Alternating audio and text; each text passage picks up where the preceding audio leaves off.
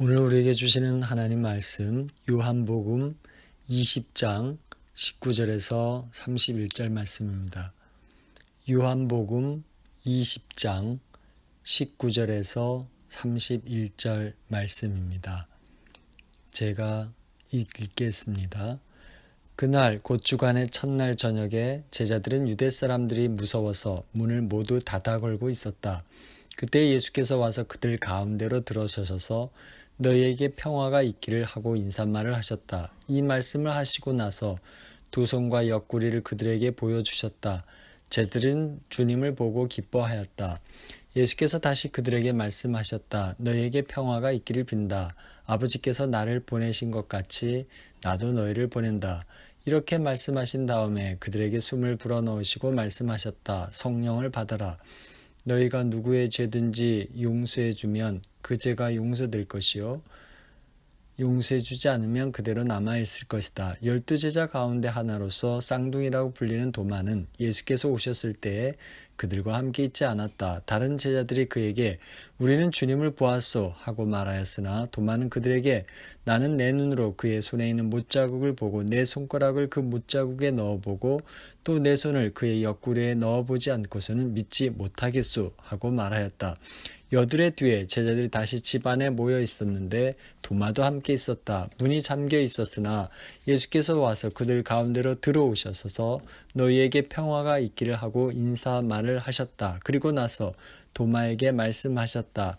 내 손가락을 이리 내밀어서 내 손을 만져보고 내 손을 내 옆구리에 넣어 보아라. 그래서 의심을 떨쳐버리고 믿음을 가져라. 도마가 예수께 대답하기를 나의 주님 나의 하나님 하니 예수께서 도마에게 말씀하셨다. 너는 나를 보았기 때문에 믿느냐? 나를 보지 않고도 믿는 사람은 복이 있다. 예수께서는 제자들 앞에서 이 책에 기록하지 않은 다른 표징도 많이 행하셨다. 그런데 여기에 이것이 남아 기록한 목적은 여러분으로 하여금 예수가 그리스도요 하나님의 아들이심을 믿게 하고 또 그렇게 믿어서 그의 이름으로 생명을 얻게 하려는 것이다. 아멘. 백문이 불여일견이란 말이 있죠. 100번 듣는 것보다 한 번 보는 게 낫다는 뜻인데요. 제 아무리 보기 좋고 맛있는 떡이라 하더라도 그림의 떡이면 아무 소용이 없지요. 우리 눈으로 직접 보고 먹어보면 그 맛을 우리가 제대로 느낄 수 있죠.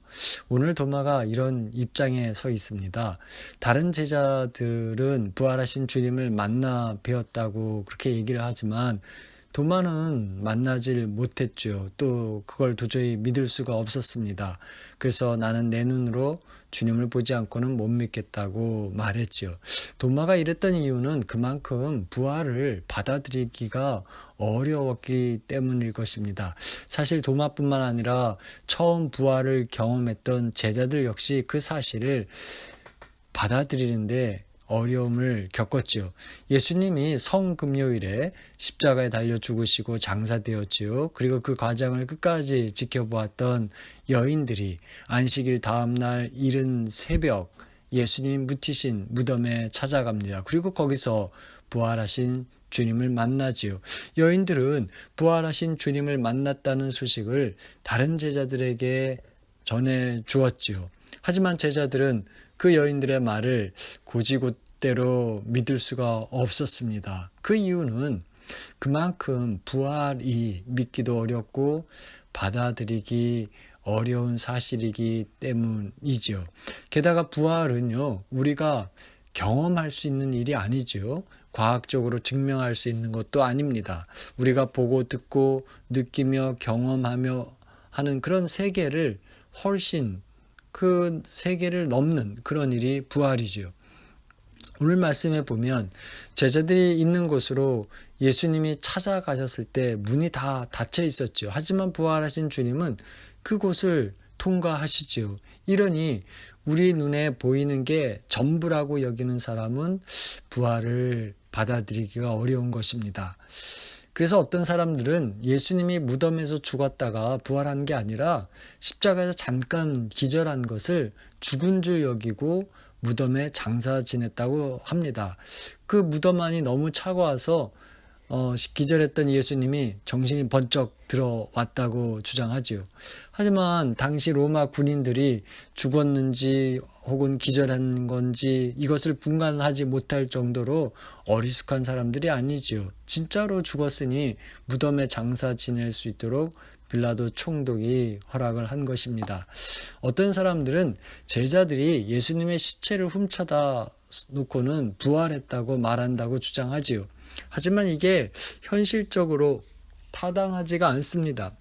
그랬다고 한다면 막달라 마리아와 다른 마리아가 예수님이 부활하셨다고 제자들에게 소식을 전했을 때 제자들이 왜 그 사실을 믿지 못했는지 납득이 안 됩니다. 게다가 그때 정말 믿지 못했던 제자들이 나중에요, 십자가에서 죽으시고 부활하신 예수는 그리스도요 하나님의 아들이라고 그렇게 복음을 전하며 살고 또 그것 때문에 순교를 당했습니다. 도대체 이들이 이렇게 했던 이유가 무엇 때문이겠습니까? 사실 제자들은요, 예수님이 살아계실 때 야, 내가 십자가에서 죽고 사흘 만에 살아나리라 이 말씀을 듣고도 믿지를 못했고 또 그렇게 하지 말라고 강하게 반대까지 했었죠. 이랬던 이들이 자기의 목숨을 걸고 예수님이 하나님의 아들이요 죽음에서 살아났다고 전할 수 있었던 그 이유가 무엇 때문이겠습니까? 그것은요, 그들이 부활하신 주님을 만났기 때문이었습니다. 그러니 예수님이 십자가에 잠깐 기절했다가 무덤에서 정신을 차렸다거나 아니면 제자들이 예수님의 시체를 훔쳐다 숨겨놓고는 부활했다고 한다는 그런 이야기들은 거짓이죠. 또 만일 로마 그 군인들이 예수님의 시체를 훔쳐갔는데 그 사실을 모르고 제자들이 예수님이 부활했다고 말했다고 이렇게 한다면 예수님이 부활했다는 소식이 퍼져갈 때 그 로마 군인들이 웃기는 소리 말라고 우리가 그 시체 갖고 있다고 증거로 내어놓았다면 그게 증명이 될 텐데 왜 그러지 않았겠습니까? 그런 이유는요, 실제로 그들이 그러지도 않았기 때문이죠. 이것을 보면 부활은 역사적인 사실이고 부활하신 주님을 만났던 제자들을 통해 그 이야기가 전해지기 시작해서 부활하신 주님을 만난 사람들을 통해 우리에게까지 여전히 들려지고 있는 것이지요. 이런 까닭에요, 부활하신 주님을 만난 경험을 하지 못한 사람들에게는 부활이 여전히 받아들이기가 어렵습니다. 오늘 도마가 그랬죠. 예수님이 찾아오셨을 때 그 자리에 없었습니다. 다른 제자들로부터 부활하신 주님을 만났다는 이야기를 들었지만 믿을 수가 없었죠. 내가 직접 보야 믿겠다 이렇게 말합니다. 25절에 보면 다른 제자들이 그에게 우리는 주님을 보았소 하고 말하였으나 도마는 그들에게 나는 내 눈으로 그의 손에 있는 못자국을 보고 내 손가락을 그 못자국에 넣어보고 또 내 손을 그의 옆구리에 넣어보지 않고서는 믿지 못하겠소 하고 말하였다. 도마의 입장은 철저히 이성적입니다. 보이는 것을 전부로 여기는 그런 사람이죠. 그래서 제 아무리 그럴싸하게 보인다고 해도 자기 이성으로 이해가 되지 않으면 믿지 못하겠다는 그런 태도를 가졌습니다. 이랬던 도마가요, 8일이 지나서 부활하신 주님을 만나고서는 그 태도가 바뀝니다. 27절에서 주님은 이렇게 말씀하시죠. 너의 손가락을 이리 내밀어서 나의 손을 만져보고 너의 손을 내 옆구리에 넣어보아라. 그래서 의심을 떨쳐버리고 믿음을 가져라. 주님의 말씀에 도마는 이렇게 고백합니다. 나의 주님, 나의 하나님이라고 말입니다. 믿지 못하겠다던 도마가요, 예수님을 향해 나의 주님이라고 말을 합니다. 하나님에게만 주님 이렇게 사용하는 말을 예수님을 향해 쓴 것인데요. 도저히 믿을 수 없다던 그 도마가 어떻게 이렇게 바뀌게 되었을까요? 사실 도마는 다른 제자들처럼요, 자신이 그렇게 따랐던 예수님이 로마 군인을 이제 몰아내고 유대 나라를 재건할 메시아로 여겼습니다. 그런데 십자가에서 고통스러운 죽음으로 인생을 마치게 되니까 그게 이해가 되질 않았습니다. 그래서 큰 충격에 빠져 있었는데요. 그렇게 죽으셨던 예수님이 부활했다는 이야기를 듣게 되니까 도무지 종잡을 수가 없었습니다. 그래서 도마는 지금껏 예수님이 하신 말씀들과 행동들을 되짚어 봤을 것입니다. 그러다가 예수님이 사람의 몸을 입고 세상에 내려오신 하나님이라는 생각이 들자 그 부활이 믿겨지기 시작했을 것입니다. 다시 말해 일찍이 세례 요한이요, 예수님을 향해서 사람의 몸을 입고 그 세상 죄를 지고 가는 하나님의 어린 양이라고 그렇게 말했는데 그 생각이 난 것이죠. 그래서 예수님은 바로 사람의 몸을 입고 세상 죄를 지고 가는 하나님의 어린 양으로 십자가에서 죽으셨다는 생각이 들었습니다. 그래서 도마는 나의 주님, 나의 하나님이라고 고백을 하게 된 것이죠. 이 말은 나는 유일하신 하나님의 아들 주 예수 그리스도를 믿습니다 라는 고백이지요. 오늘 저와 여러분은 어떻습니까? 십자가에서 죽으시고 다시 사신 예수님이 나의 하나님, 나의 주님으로 믿고 사시는지요? 오늘 여러분은 그 믿음의 고백 안에 살아가고 있습니까? 혹 나는 여전히 믿음이 없어서 부활을 믿지 못하겠다는 그런 생각이 드십니까? 그렇다고 해서 부끄러워하거나 낙심하지 마시기 바랍니다. 보십시오. 도마도 그랬습니다. 다른 제자들도 마찬가지였어요. 하지만 부활을 의심하는 그 사람들을 주님은요, 나무라지도 않으셨고요, 내치지도 않으셨습니다. 오히려 그들을 찾아가서 만나주셨지요. 그렇게 믿지 못하고 의심하는 제자들을 찾아가 만나주신 것처럼 주님은요, 오늘 우리를 찾아오시고 만나주심을 믿으시기 바랍니다.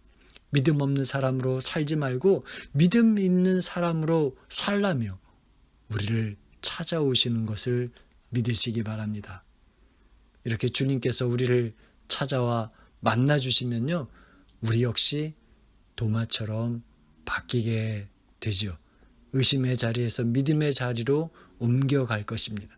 십자가 죽음이 바로 나를 위한 것임을 깨닫고 나의 주님, 나의 구원자라고 고백하게 될 것입니다.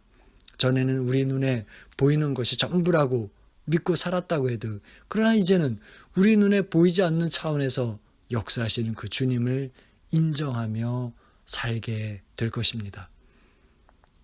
바울 사도가 그런 삶을 살았지요. 믿는 사람들 붙잡아 핍박했던 그런 사람이었습니다. 하지만 부활하신 주님을 만나고 달라졌지요.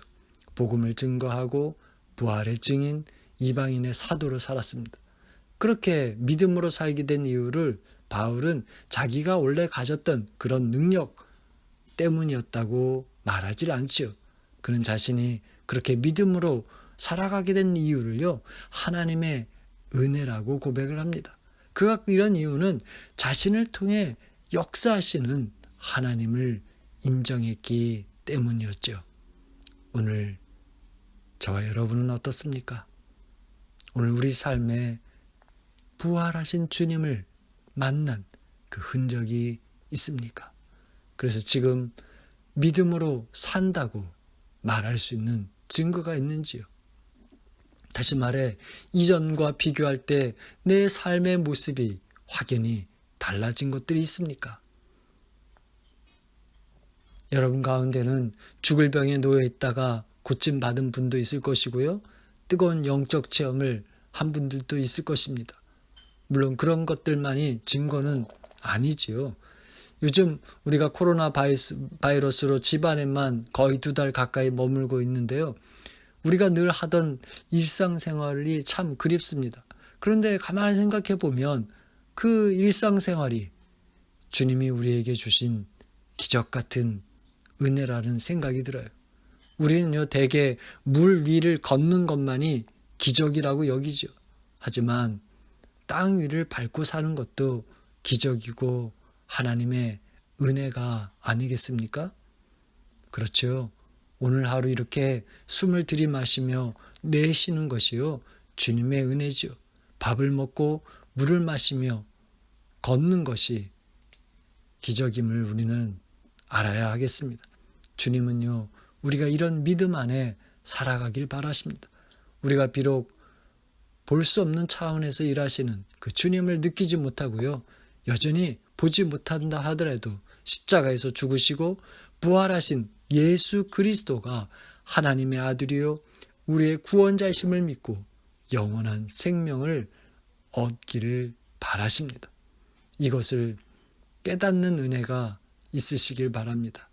이런 은혜를 우리가 안다면요, 우리는 주저없이 나는 부활하신 주님을 만났다고, 주님은 나의 구원자요 나의 하나님이라고 고백하며 살 수 있을 것입니다. 이런 은혜가 날마다 일어나시길 주님 이름으로 축복합니다. 기도합니다. 주님, 이 시간 부활하신 주님이 저희를 만나 주옵소서. 믿지 못해 의심하는 것으로 저희 신앙이 끝나게 되지 않기를 소원합니다. 의심의 자리에서 믿음의 자리로 옮겨가길 원합니다. 그래서 저희 삶에서 꿈틀거리며 역사하시는 부활의 주님을 체험하고 기쁨으로 살아가게 인도하여 주옵소서. 이 시간 한 사람 한 사람을 만나 주옵소서. 믿음으로 든든히 서는 가정들 되게 복 내려 주옵소서. 코로나 바이러스로 생명의 어려움에 처한 이들을 붙잡아 주시고 위로해 주옵소서. 경제적으로 힘겨운 이들이 있나이다. 생명의 위협을 감수하고 일하는 이들도 있습니다. 주님, 이들 모두를 격려해 주시고 주님의 손으로 지켜 주옵소서. 이 재앙이 속히 지나가도록 주님 은혜 내려 주옵소서. 우리 주 예수 그리스도의 이름으로 기도합니다.